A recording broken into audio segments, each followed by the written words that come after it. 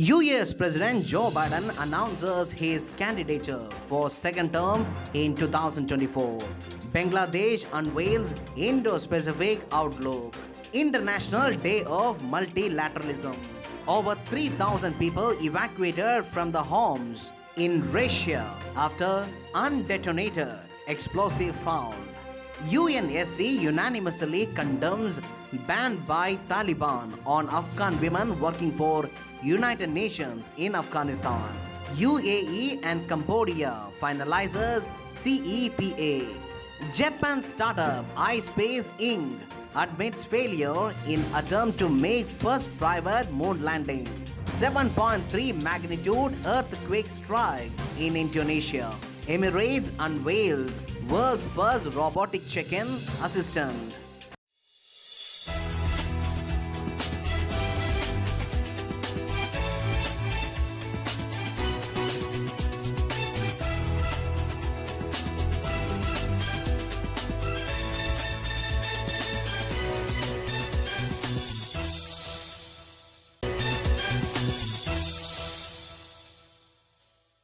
The United States President Joe Biden has announced his candidature for a second term in 2024. Biden made this announcement using a video shared on Twitter with a caption that reads, "Let's finish the job." Biden said in a tweet that this is not a time to be complacent and that's why he is running for re election. Biden described Republican platforms as threats to American freedom. He vowed to fight alleged efforts to limit women's health care, cut Social Security, and ban books. While under Biden's tenure, the United States has witnessed the lowest levels of unemployment since 1969. A 40-year high inflation has marred his economic record. Biden's age makes his re election bid a historic and risky gamble for the Democratic Party. According to reports, Biden's candidature will also test whether Americans are ready to give the 80-year-old Democrat another 4 years in the office. However, doctors have declared Biden fit for duty after an examination in February. The White House says his record shows that he is mentally sharp enough for the rigors of the job. Bangladesh on Monday officially unveiled its Indo-Pacific outlook, outlining 4 guiding principles and 15 objectives in the document released by State Ministry of Foreign Affairs in Dhaka. Foreign Minister Dr. A.K. Abdul Momen and the spokesperson for the Ministry of Foreign Affairs were also present on the occasion. The official document recognizes that stability and prosperity in Indo-Pacific is a crucial factor in realizing Bangladesh Vision 2041, which aims to build a modern, knowledge-based developed country by 2041. In view of the importance of Indo-Pacific area for its collective share in global GDP, international trade, and growing technological dynamism, among others, Bangladesh envisions a free, open, peaceful, secure, and inclusive Indo-Pacific for the shared prosperity for all. The guiding principles of the document include respect for national sovereignty, non-interference in internal affairs, peaceful settlement of disputes, and respect for UN principles and renunciation of the use of force in international relations as some of its key elements.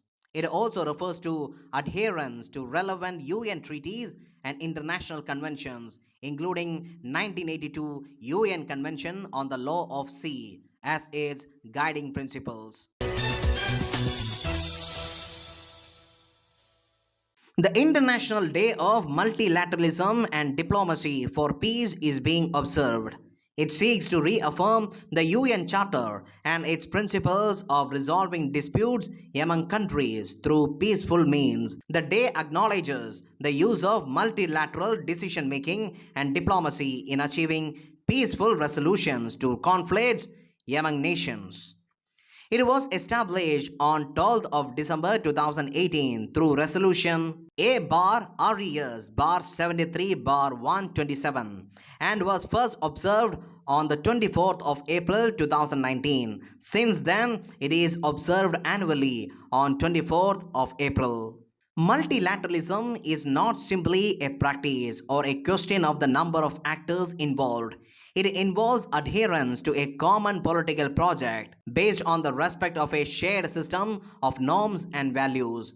In particular, multilateralism is based on founding principles such as consultation, inclusion, and solidarity.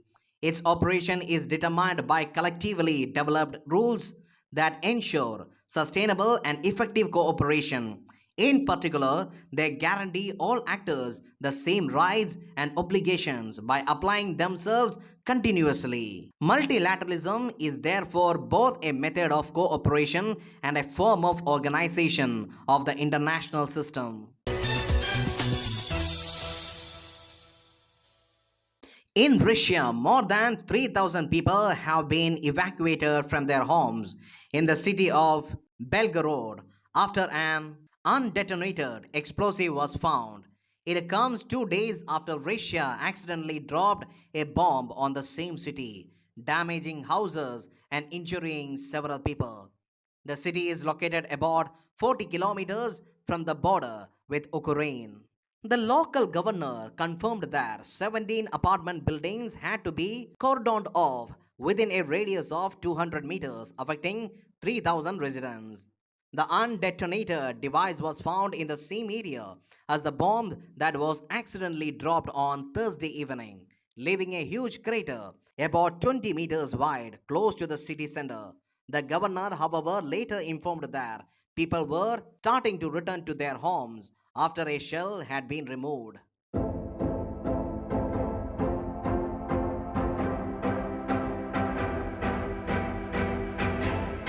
On 26 April 1964, with the merger of Tanganyika and Zanzibar, the United Republic of Tanzania was founded, and Julius Nyerere served as its first president. On 28 April 1945, Italian dictator Benito Mussolini, who after a series of military misadventures became unpopular even among his fellow fascists, was captured while trying to flee Italy and was executed on this day. The UN Security Council anonymously condemned a ban by the Taliban on Afghan women working for United Nations in Afghanistan. UNSC called on Taliban leaders to swiftly reverse a crackdown on the rights of women and girls. The resolution drafted by United Arab Emirates and Japan describes the ban as unprecedented in the history of United Nations. It said that the ban undermines human rights and humanitarian principles. The resolution also asserts the indispensable role of women in Afghan society. UAE's ambassador to UN said more than 90 countries from across the globe co-sponsored the resolution. She said that the global support makes our fundamental message today even more significant, that the world will not sit by silently as women in Afghanistan are erased from society. The UNSC vote came days before a planned international meeting regarding Afghanistan in Doha. United Arab Emirates and Kingdom of Cambodia have finalized the terms of a comprehensive economic partnership agreement, paving the way for a new era of trade and investment cooperation between the two nations. The successful conclusion of negotiations was confirmed with the signing of a joint statement by UAE Minister of State for Foreign Trade and Cambodia's Minister of Commerce. The CEPA with Cambodia will serve as a catalyst to increase and diversify bilateral trade by substantially eliminating tariffs, reducing non-tariff trade barriers, and promoting trade in goods, services, and investment. It builds on growing UAE-Cambodia economic relations that in 2022 resulted in non-oil trade exceeding USD 401 million, which represents a growth of 31% compared to 2021 and 146% more in the pre-COVID year of 2019. In terms of investment, bilateral FDI had reached USD 3.8 million by the end of 2020. The Cambodian economy is one of the most promising in Southeast Asia, enjoying 5.1% growth in 2022. This deal will deliver new opportunities for its key exports, which include grains, fruits, meats, processed foods, apparel, footwear, and leather goods. The UAE will benefit from new export opportunities in machinery, oils and lubricants, and cars and automotive parts, as well as investment opportunities in logistics and infrastructure, travel and tourism projects, and renewable energy. Japanese startup iSpace Inc. said its attempt to make the first private moon landing had failed after losing contact with its Hakuta R Mission 1 lander, concluding it had most likely crashed on the lunar surface. iSpace in a statement said the final pings of data in the moments before the planned touchdown showed that the lander's speed rapidly increasing, leading engineers at mission control in Tokyo to determine a successful landing was not achievable. But a lunar landing would be an ambitious feat for a private firm. Only the United States, the former Soviet Union, and China have soft landed spacecraft on moon, with attempts in recent years by India and a private Israeli company ending in failure.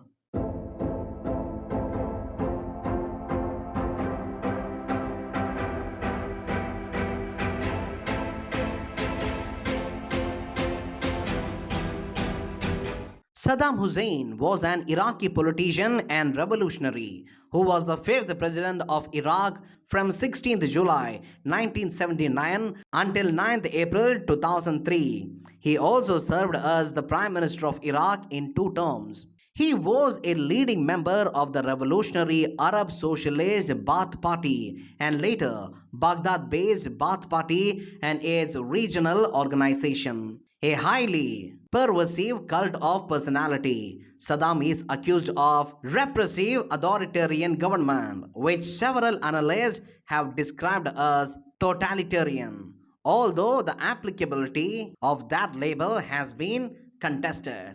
On 5th November 2006, Saddam was convicted by an Iraqi court of crimes against humanity related to the 1982 killing of 148 Iraqis and sentenced to death by hanging. He was executed on 30th December 2006. According to Indonesia's Geophysics Office, the earthquake triggered a tsunami warning for around 2 hours. The tsunami warning, which asked the authorities to immediately instruct residents of the affected area to move away from shores, has since been lifted. According to Indonesia's Disaster Mitigation Agency, authorities are collecting data from the islands closest to the epicenter of the west coast of Sumatra. Dubai-based airline Emirates has unveiled its latest innovation, the world's first robotic check-in assistant named Sarah. The system is a part of new city check-in and travel store that is set to launch in Dubai's financial district. Sarah will match customers' faces with scanned passports, check passengers in, and guide them into luggage drop area.